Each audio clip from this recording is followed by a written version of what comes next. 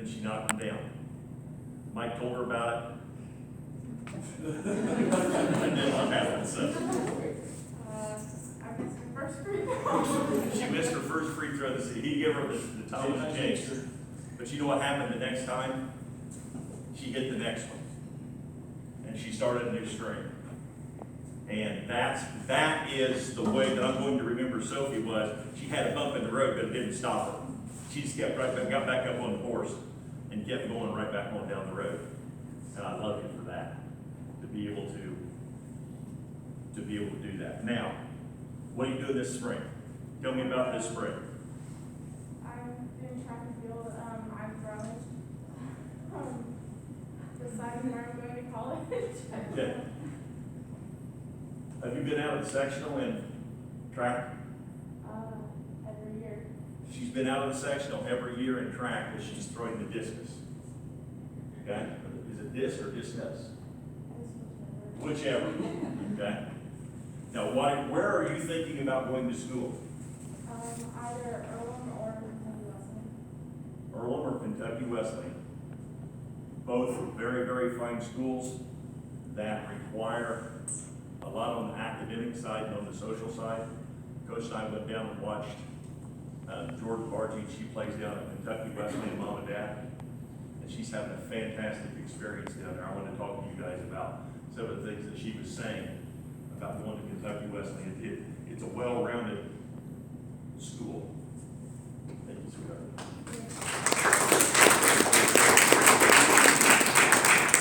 Riley?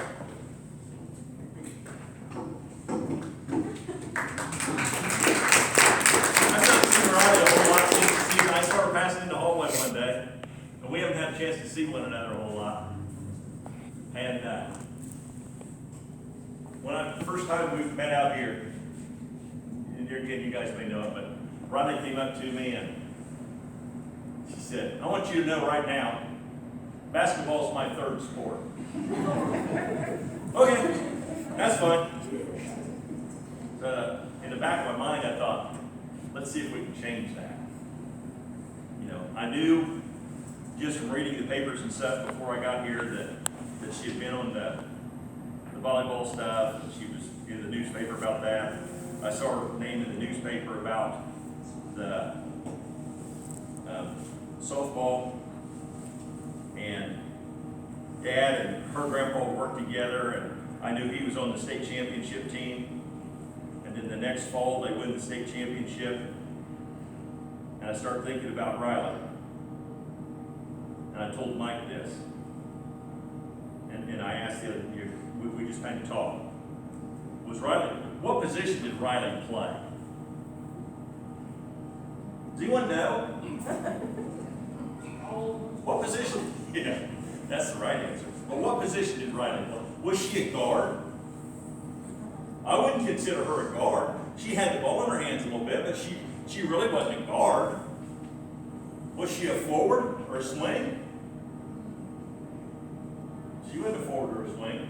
And she wasn't a post, even though sometimes I think she wanted to be. But when she could go down and lay a screen on someone, probably about as hard as any kid we had. And when she went down there, you knew there was going to be contact, and you knew she was going to be the one that was smiling. But the game with Tri-Central really told me about Riley's heart. Coaches kind of see things coming before they happen. And I called that timeout, and I'd already subbed Riley out. There was about 3 or 4 minutes to go. And Riley was there. She knew that her career was over. She knew the opportunity that we had got by us. But instead of being dejected and just hanging her head, when I called that timeout, she was imploring her teammates, "I don't want this thing to be done yet. You guys get us home."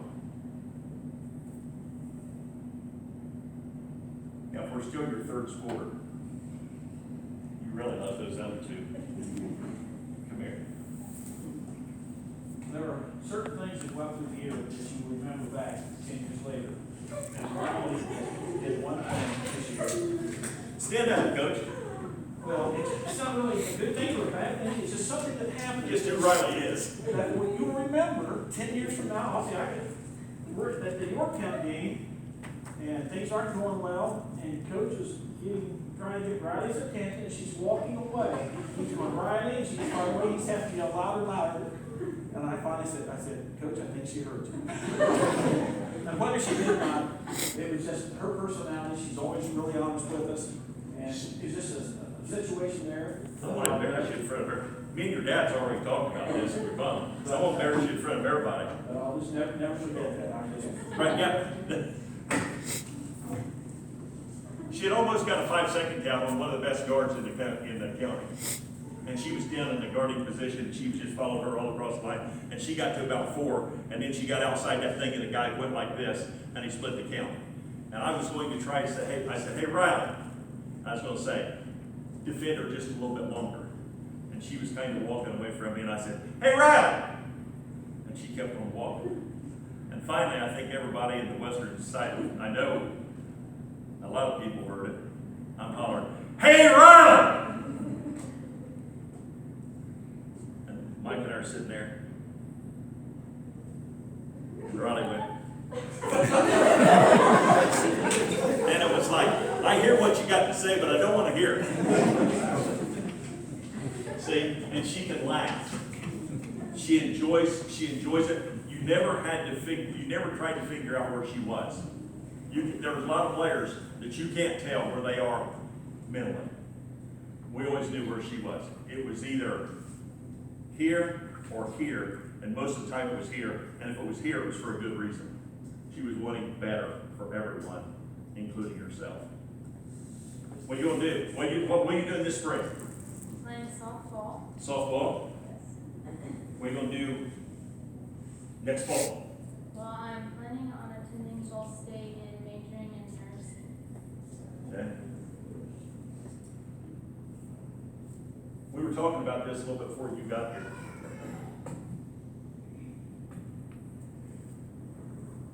What else you gonna get this spring? Are you going into the Cowan Hall of Fame? And then there's something else that gets you a little bit higher than that. What's that called? The 12 o'clock award. The 12 o'clock award. For you guys that don't know, Riley has lettered in every sport every year that she's been here. When she goes out of here, she's going to have 12 awards, 12 varsity awards. Then we'll bring that full circle back around. She wasn't a guard, she wasn't a forward, she wasn't a post, but man, she was a tiger. And not a Yorktown tiger. She gave us everything she had, and a little bit more most nights. And she's done that for every coach she's ever played for. And not only the basketball program is going to miss you, but the entire community is going to miss you and your leadership.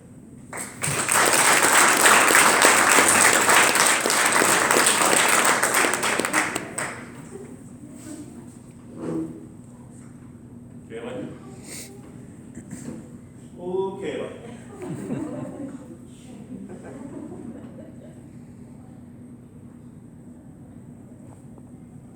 For the longest time, I never thought Kaylee had a bad day in her life. She always says the right thing, and she always does the right thing. And you can put her in different situations, and she's one of those kids that knows how to carry herself. And here's the perfect example. We're playing Daleville, at Daleville.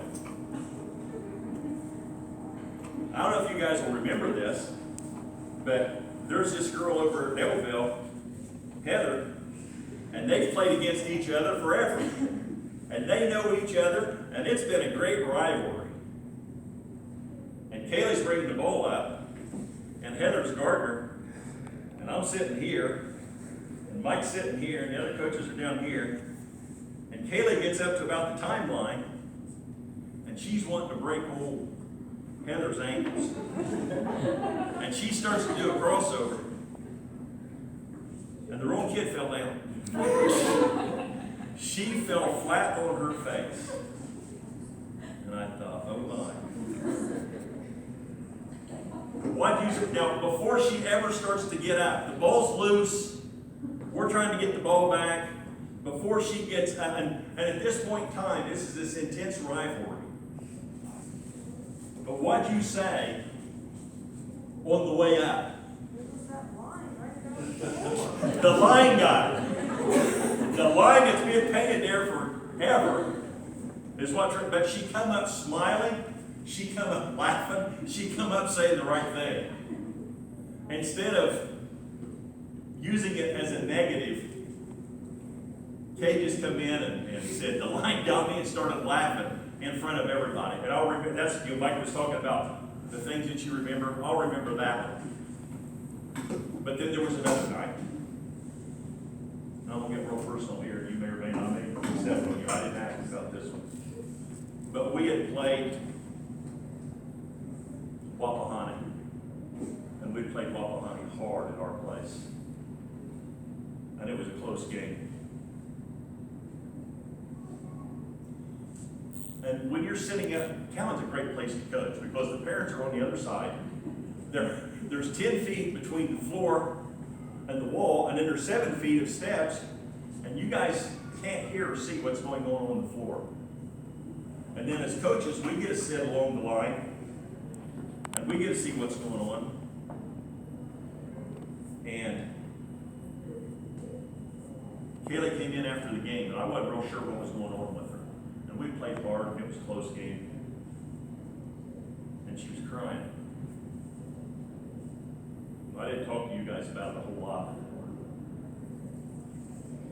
That's what's going on, kid. And she stopped by the office every now and then. We just have adult conversation. She said they were up there saying the worst things in the world, Coach.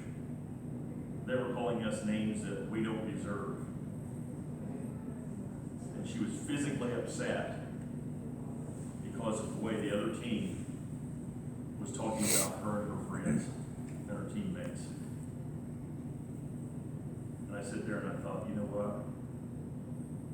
She cares this much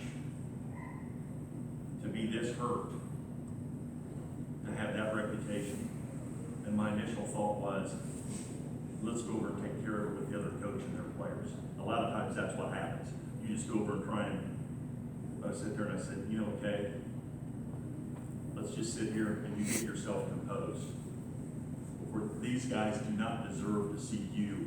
They've never seen you in this situation before, and they will never ever see you in this situation. And she sat back there and we laughed and we cried and we talked about what a class act she has been, along with the rest of you. But when I think about her, it's going to be the way that she conducted herself. And she, a lot of times, the kids that get a lot of ink demand a lot of attention.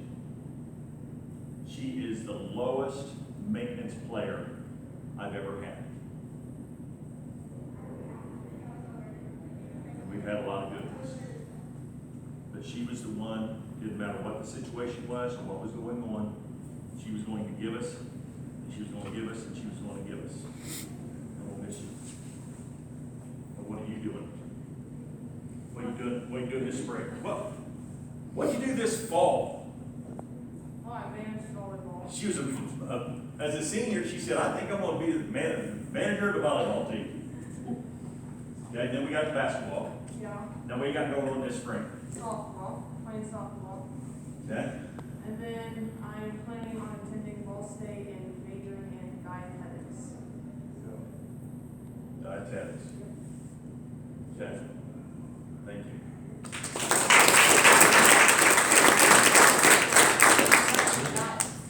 I'm sorry? So she's gonna be writing diets. I think she may be sending me some emails too. So I can get off Helen's list. No, Shelby, come on up. We we kind of talked about Shelby a little bit. I will miss her as a leader. And there's no way for me to know what she had to go through last summer. And she was doing all this stuff to help us out. And I didn't talk about it before. But what were you doing? How come you were up that early? I was going to work out early because I had a job at 2 weeks. So she's working at Tui's. Were you going down and working on your ACL? So on Tuesdays and Thursdays I go down to therapy, and then on the other days I was going on my own. So Tuesday and Thursday she was doing therapy work down at Henry County Sports, but that wasn't good enough. She said, I'm gonna parse it and I'm gonna do the other ones. Now when this happened last year in the county attorney, Tony pulled me outside, it's gonna be a year before you get her back, before she's gonna be able to do anything. Okay, so I went down to Henry County when you had started therapy and stuff, and he said, she's pretty tough, but it's still gonna take a while for her to get back. And she kept telling me, Coach, I'm gonna get back, and I'm gonna be good. And I kept thinking, you've never been through this. Tony Cox has. He's seen you before, you know, and he's worked with players before. And I'll be doggone if towards the end of the year, towards the end of the summer season, he pulled me back down there and said, you know that Shelby? I said, yeah. He said, she's gonna be ready. She has worked as hard as anyone that he's ever had, number one. Number two, if you talk to anyone that's had the ACL, the pros and stuff, it's a rehabilitation of solitude. Your classmates or your teammates and stuff, they're not with you in the training room. And the other kids weren't with you in the training room, so what did you do? Like the leader you are, you pulled them along the way with you. And you said, I'm still here, don't forget about me. And you just kept leading and leading and leading and leading and leading. And that's all that I can ever ask of you. What are you doing this spring? I decided to play softball. She's playing softball. What prompted you to play softball? I didn't really like that. Yeah. You having fun? You get to hang with most of these guys? Still fun? Yeah. That's what I'm gonna say. When people ask me why she's playing softball, it's so she can stay with her classmates and her teammates just a couple more months. She'll be fun.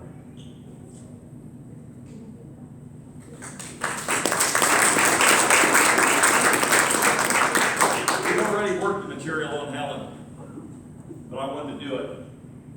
And there is no way for me.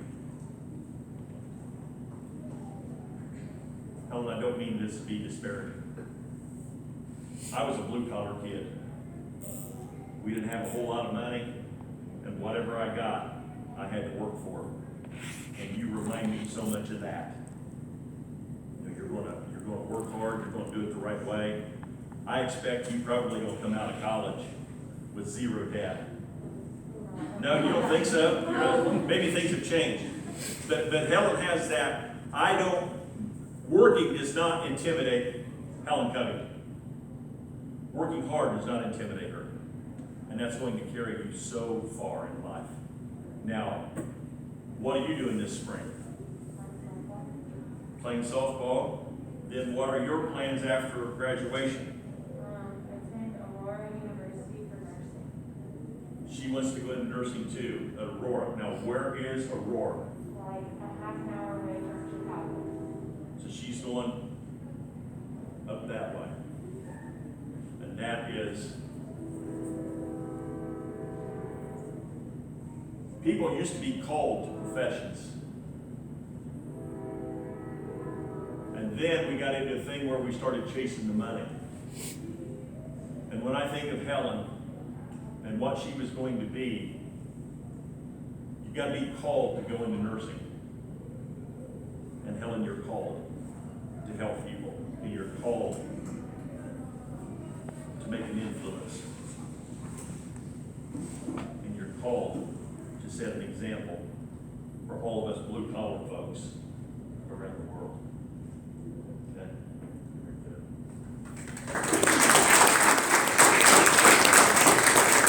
Where are we, folks? We're here. We had an under over as to what time we were going to get done. But right now, why don't you, if you need to stretch for a few minutes, we've been here for a little bit. If you need to step away, Miss Kier's going to come out and serve the cake. Again, this is that time where we're going to have the cake. We'll bring the girls back out. You guys will have another opportunity to acknowledge them. And then we got to send you away. So with this group, it's not going to be sent away. We're going to stay in contact with each other.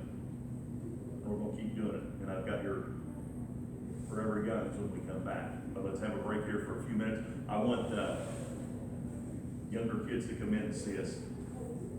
I want them to see this. Okay? Miss Gary, you're in charge.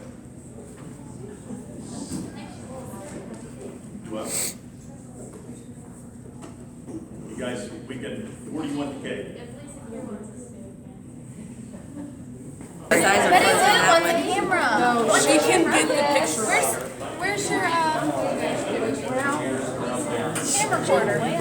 Oh, is Maggie recording? Yeah. Hey. I don't know if this way. Oh yeah. Do that here. I'll give you a chance here in a minute. I like that thing. He said, I'll give you a chance here in a minute.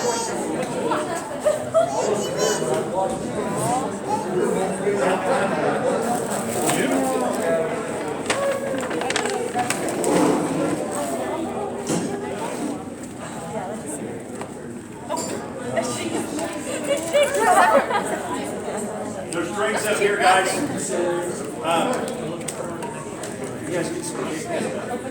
Oh my goodness. Can I read the cards later? Yeah, read mine later. Okay. Thank you. Oh wow, now it's off the donuts. Look how cute it is. Thank you.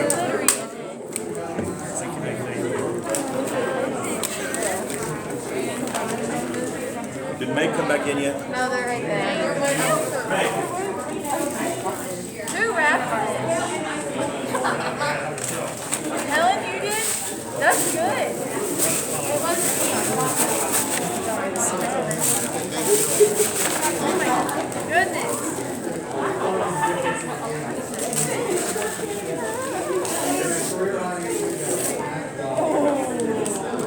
Now this is the good stuff. Thank you so much. Get that on video. You made a mess.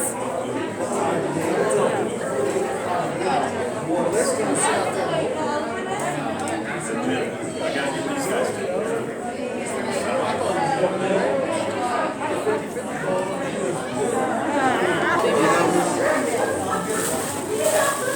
you guys get any cakes? Get any pictures? Yeah, we got pictures. This first.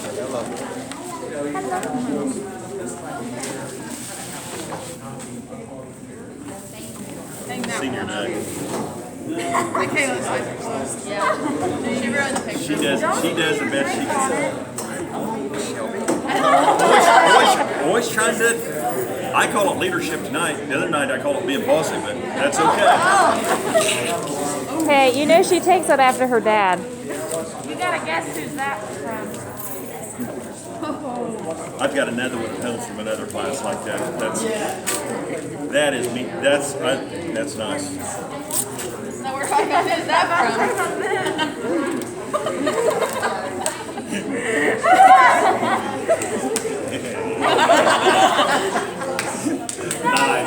Nice. That's evil. You talk about evil. Oh, you guys. Thank you, Shelby. Thank you, thank you, thank you.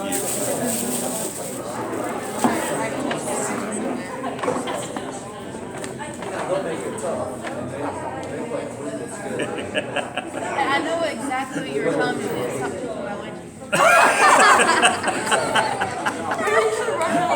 That could have been any night. So this must be, That's from hell. that's, You know why that's from hell? I'm yeah, gonna read what it says. yeah, I know. I should have said something about that. That's nice, Helen. I'll remember that one too. Okay, is that it? Thanks, gang. There's a card in there for me. That's fine. I'll get it tonight. We're good. We're good. Figured out. But no, I'm gonna bring him back. I wanted the 8th grade parents to be with us. My nutritionist and Helen told me I need to probably have other people take that home instead of me. So, but why don't you guys, if you're, we'll eat and talk at the same time. I told these guys we're gonna be down at 8:30 and I'm behind it. So, can you guys grab your seats, and I need the seniors to stay up here with me. Would you please? Oh, sorry.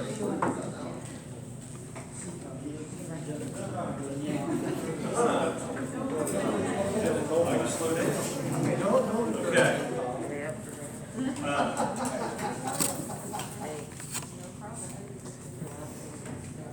You guys that just came in.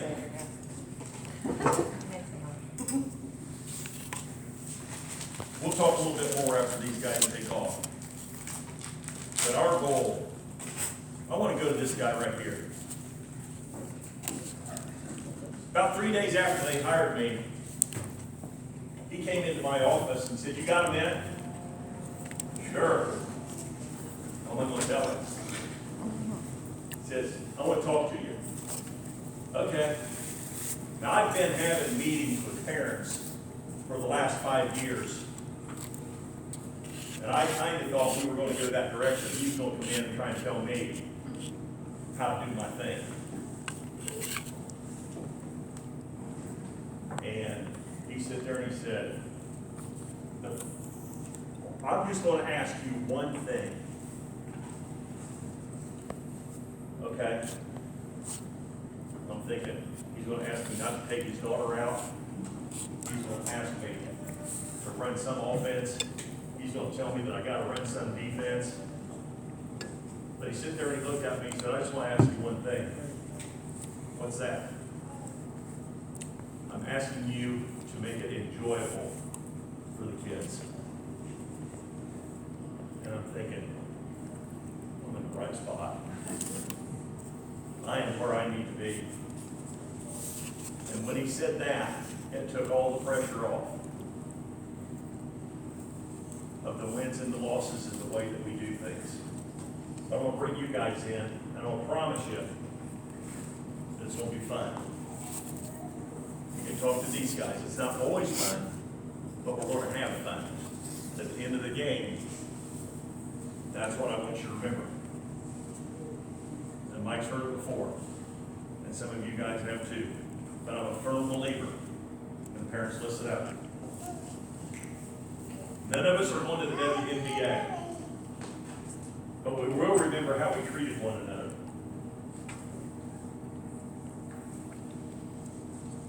And the thing that we talked about with the girls this year a lot was, there's never the right time to do the wrong thing, and there's never the wrong time to do the right thing. And we're always trying to find time to find the right thing. You know, we make mistakes. We do the wrong thing sometimes. But I want you guys to be as free with me as these guys were to come to me and say, "You messed up." You guys have that privilege to come in and talk with us.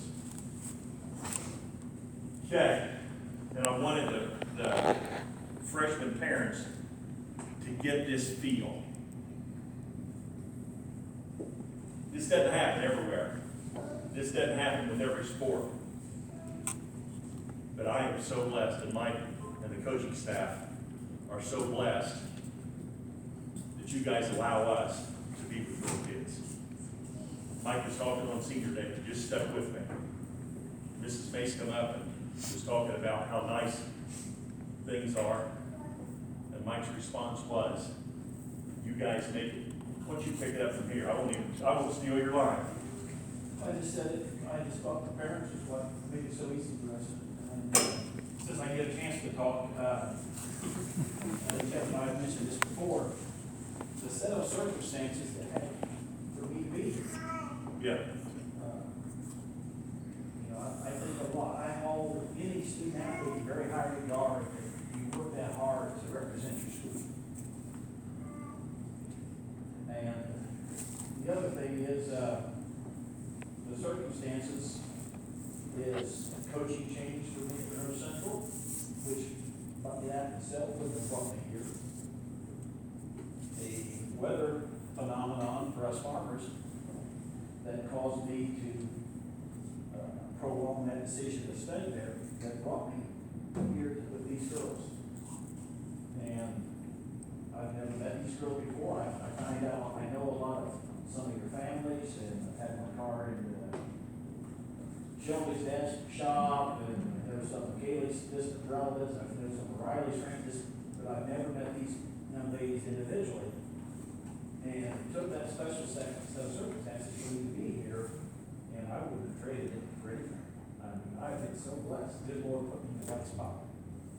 And so sometimes when we sit here, we don't really know where we're going, but he put me right where I needed to be, and I wouldn't trade it for anything in the world. So thank you, ladies. Thanks, Mike. Juniors, it's your turn. Or the rest of you, I'll say it that way. Come on up. Who's your spokesman tonight? Come up, Jimmy. What's going on? You want to talk to these guys out here? What's happening? So these are our senior gifts for them, and we usually give them to them on senior night, but we all just decided to give it to them now in front of everyone. Okay.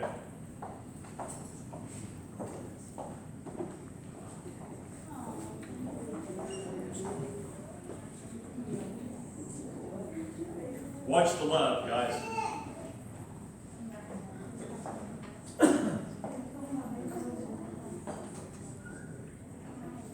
Does anyone else have anything that they want to say?